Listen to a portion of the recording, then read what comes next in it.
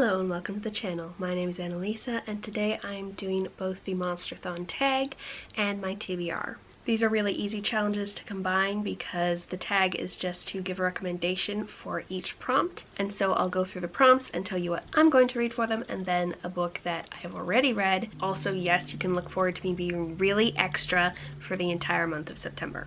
Hosts and details for the readathon will be linked below. There are quite a few of them. There are also 3 teams because it is a competitive readathon and 4 prompts for each team. You can do all the prompts or just your team's prompts, whatever you feel like. I'm hoping to do all of them because 12 books in a month is not too much for me, and like I said, I'm really extra about this readathon. And all of these prompts are based on places you might find monsters. So the first one from the Beast set is Ma Swamp, for which you're supposed to pick a book with a cover you really like. And for that, I'm going to read Magnolia Sword, which is a Mulan retelling with a really pretty cover. And I recommend that you read A Song Below Water because it has a gorgeous cover and it's also really good on the inside. It is set around current times, but in kind of an alternate current times where sirens and gargoyles and Elatsoe and sprites exist, and it's all about 2 black girls, one of whom is a siren and one of whom just has weird magical happenings going on around her, navigating high school and magic at the same time. The next one is Whispering Woods, which is to read an underhyped book, and for that I'm going to read the second book in the Dragonology Chronicles, which is Dragon Diary, because I have heard basically nothing, I think, about this series. I just got into it from it being a spin-off series of these reference books over here, Dragonology, that I really like, and I really like the first one, so hopefully I'll like the next one as well. It's a middle grade series about a old guy and his great niece and nephew or something like that who go around studying and helping rescue dragons. And I recommend that you read Fairy Tales and Space Dreams by Jasmine, Shea, Townsend. Look at me remembering the author's name without looking at the book for once. It also has a gorgeous cover and it is a bunch of retellings that all have various twists on them. Several are queer. It is by a black author, and so she has centered in a few of these fairy tales people with darker skin tones and has kind of reworked these originally European fairy tales to be a little less Eurocentric. Then we have The Lair of the Babadook, and this is to read a queer book. And for that, I'm going to read Elatsoe, which, there you go, which I heard about from Brody, I believe. This one had a sexual rub in it, and I'm of course super into that, so I thought that would be a good investment. And this will be in a haul soonish because I may have gone on a slight spree, and there will soon be a second book haul of shame. Anyway, I recommend that you read How to Be a Normal Person, which is another Ace book that I read recently and that I really liked because of how it focused on accepting yourself, and not just in an Ace way, the main character is neurodivergent and it's not specified what kind, but I identified with a lot of the ways his brain worked, so that was very special to me, and then having Aceness on top of that was really great. Then we have Hydra's Hangout, which is to read a book featuring mythology, and for that I'm going to read, I actually have it here, not those, one of these books.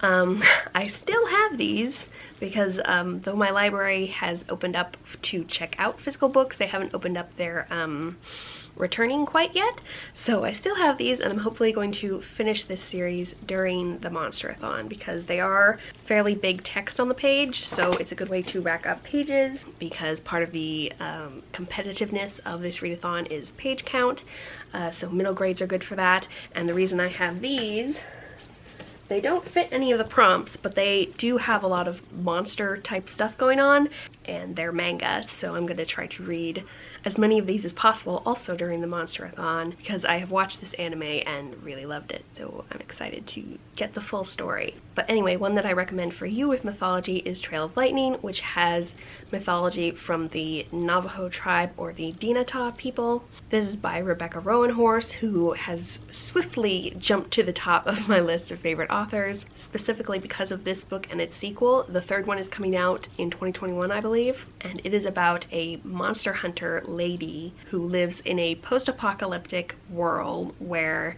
the Dinata a bunch of Mormons in Utah and a few other people have survived a worldwide flood. And there is loads of mythology, like several of the, I think they're referred to as gods, walk the earth and we get to actually meet them, and other mythological people, figures, such as Coyote and the cat. And I just love a monster hunting girl. Next is the haunts. Yes. So this is like ghosts and undead and vampires. Sometimes werewolves too, sometimes they're considered undead. One of the prompts for them is Under the Bed, which is a BIPOC author you have been sleeping on / that's just new to you.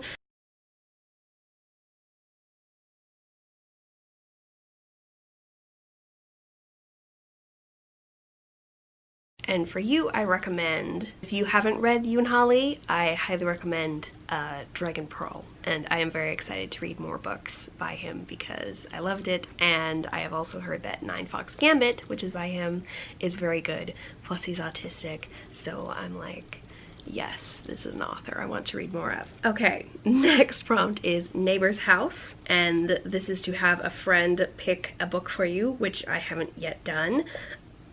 I'm gonna have my cat do it. No. You gonna pick this one? No. Oh, for pity's sake. Frodo, you pick a book. Pick a book. Oh. Okay. But if you want me to be your friend who's picking a book for you, I'd recommend Seafoam and Silence. That is another Ace book that is written in verse. And it's a really interesting way of exploring the main character's thoughts and the way that she's processing things, as well as just being a really fun and different take on the Little Mermaid story. Then we have Secret Crypt, something with a mystery element, and for that I'm going to read the last book in the Mercy Thompson series. It's not like the last forever as far as I know, it's just the last one that's been published because the author keeps writing them. And this is a series about not exactly a monster hunter, but she and the main character of Trail of Lightning remind me a lot of each other.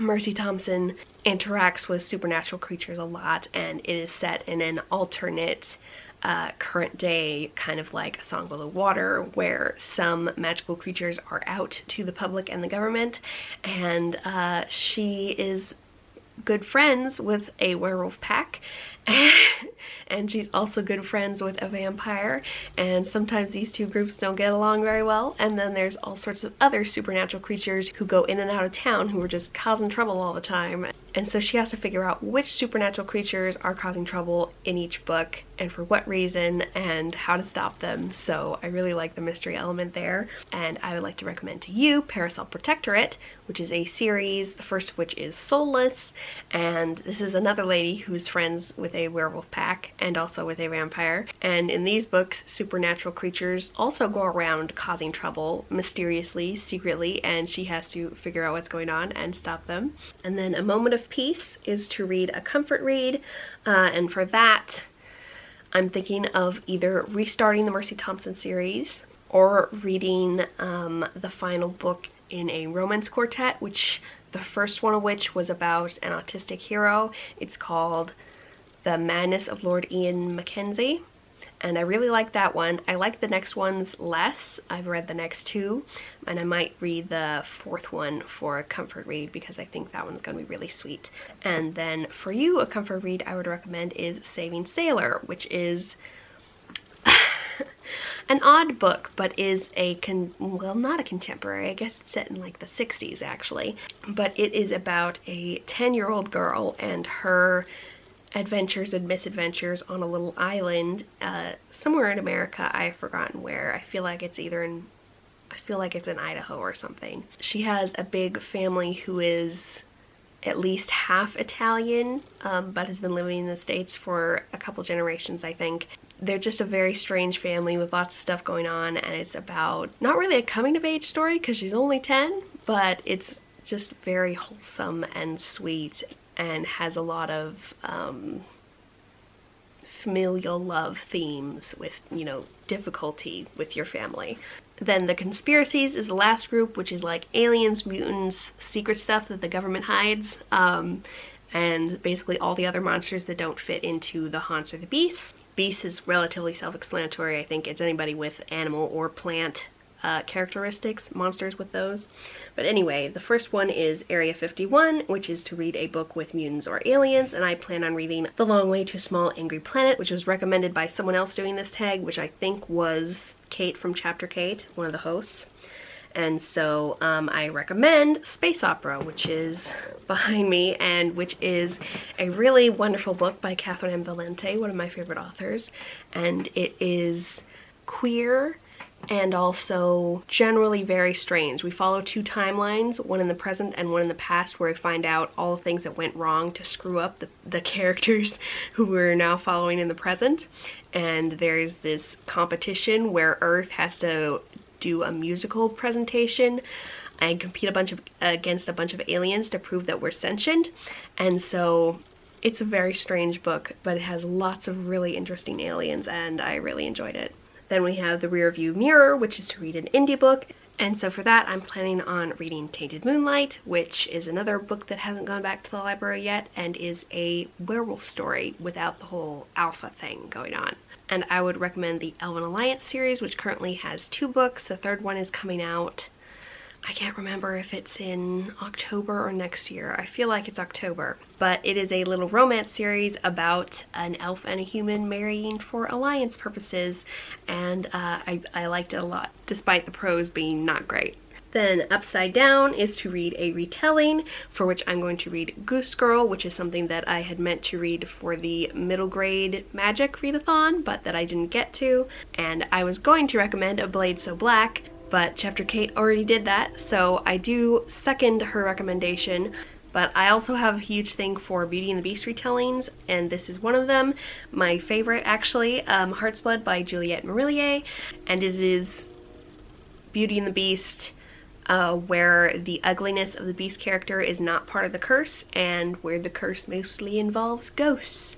And I really like the ghosts. And I also really liked the other characters who were at the castle besides the Beauty character and the Beast character. Plus, this is another Beauty and the Beast retelling that heavily centers the library, which is one of my favorite things about that story. So yeah, highly recommend, but I am also kind of a connoisseur of Beauty and the Beast retellings, and so I'll link below some of my reviews of those because there are quite a few that I have liked. Then we have The Bunker, which is to read a book with disability rep, and for that I'm planning on reading Disability Visibility, which I believe is a bunch of short stories or essays, I'm not sure which, from a variety of disabled people who have different disabilities. And I would like to recommend The Madness of Lordine Mackenzie that I mentioned earlier, which is a historical romance featuring an autistic hero, and also Get a Life Chloe Brown, which features a main character with chronic pain that is very much centered in the story without it being her whole character. And so that is the whole thing.